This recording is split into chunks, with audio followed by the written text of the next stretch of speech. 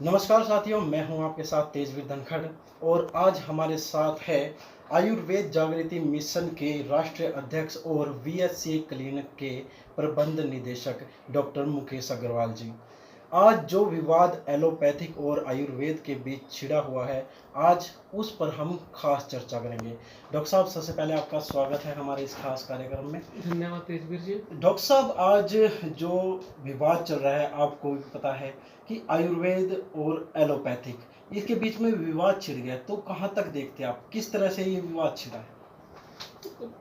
तेजवीर जी, आयुर्वेदा विश्व की कहे तो सबसे सनातन चिकित्सा पद्धति है जी जिसके अंदर हर बीमारी का वैज्ञानिक तरीके से इलाज उपलब्ध है। बिल्कुल। जब से सृष्टि बनी है तब से लेकर हमारे वेदों से आयुर्वेद निकला है। अथर्ववेद का इसे अंग कहा जाता है। जी जी जी आयुर्वेद होता है किसी व्यक्ति की उम्र जी और वेद में होता है विज्ञान, यानी आयु के विज्ञान को, हमारे जीवन के पूरे विज्ञान को आयुर्वेद कहा जाता है। जी जी जी तो आयुर्वेद शुरू से ही स्वास्थ्य चिकित्सा के साथ साथ लोगों को जीने का तरीका भी बता रहा है। खाली ये चिकित्सा विज्ञान नहीं है, ये एक जीने का विज्ञान है कि कैसे हमें अपना जीवन जीना चाहिए। जी सुबह से लेकर शाम तक एक व्यक्ति को पूरे जीवन में किस तरह से उसे अपना जीवन यापन करना चाहिए। तो आयुर्वेद सबसे पुरानी चिकित्सा पद्धति है और जी। उसे पूरे विश्व के अंदर एक अलग सम्मान प्राप्त है। जी डॉक्टर साहब, जैसे कि एलोपैथिक और आयुर्वेदिक है, इनमें जो अगर बेसिक अंतर की बात की जाए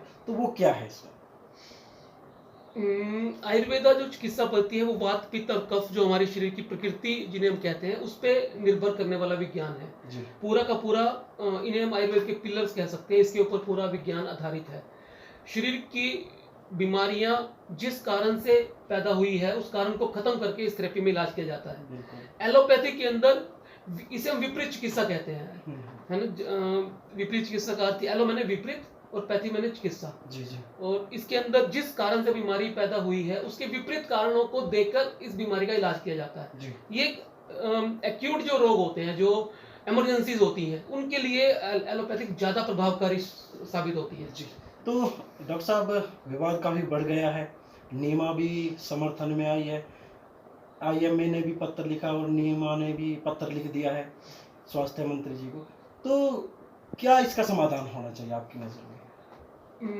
देखिए, कुछ जब इस तरह के आरोप प्रत्यारोप होते हैं तो कुछ बातें ऐसी भी होती हैं जो नहीं कही जानी चाहिए और कही जाती हैं। जी चाहे वो बाबा रामदेव की तरफ से आई हो, बिल्कुल। चाहे वो आईएमए की तरफ से आई हो। कुछ चीजें ऐसी होती हैं जब हम विरोधाभास पे आते हैं, एक दूसरे का विरोध करने लगते हैं, तो कुछ गलत बातें भी जाती हैं, तो वो नहीं जानी चाहिए।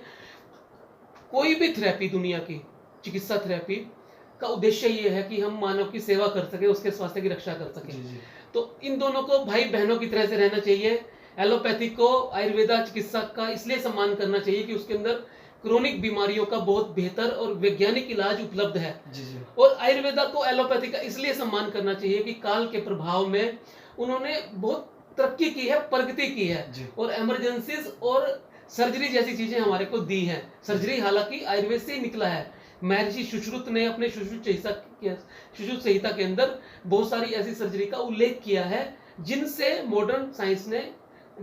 मॉडर्न साइंस ने उधार लिया है, या उनकी बेस के अंदर कहीं ना कहीं आयुर्वेद का पक्ष विद्यमान है। डॉक्टर साहब, जैसे आपने बात की है अभी, एक दूसरे का सम्मान किया जाना चाहिए। अब कोरोना संकट काल चला हुआ है, आपको भी पता है, तो इस दौरान एलोपैथिक भी अपनी भूमिका निभाता है और आयुर्वेद भी।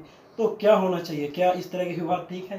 नहीं, बिल्कुल तेजवीर जी, देखो, इस समय पूरी मानव जाति का, हर चिकित्सा पद्धति का ये उद्देश्य होना चाहिए कि हम मिलजुल के इस संकट से लड़े, क्योंकि एक वैश्विक संकट है, कोई एक देश पे नहीं है, जी जी किसी एक जाति पे नहीं है, किसी एक धर्म पे नहीं है। बिल्कुल। ये संकट वैश्विक संकट है और इस वैश्विक संकट को हर व्यक्ति को, चाहे वो किसी भी जाति धर्म संप्रदाय का है, हर चिकित्सा पद्धति को, चाहे वो होम्योपैथिक है, आयुर्वेदा है, नेचर केयर है, या फिर वो एलोपैथिक है, सबको मिलकर लड़ना चाहिए। जिसके पास जो बेहतर है वो लेके आए और समर्पण भाव से हम मानवता की सेवा कर पाए, ये हमारा उद्देश्य होना चाहिए। जैसे कि आप आयुर्वेद मिशन के अध्यक्ष भी है, तो ऐसे में आपकी क्या भूमिका रहेगी इस तरह के विवाद में? मैं तो हमेशा से इस बात का पक्षधर रहा हूँ कि हमें मिलजुल के एक पक्ष पे एक जगह बैठकर और एक दूसरे को सम्मान देते हुए चिकित्सा पद्धतियों को, मानव की सेवा करनी चाहिए, चाहे वो किसी भी तरह।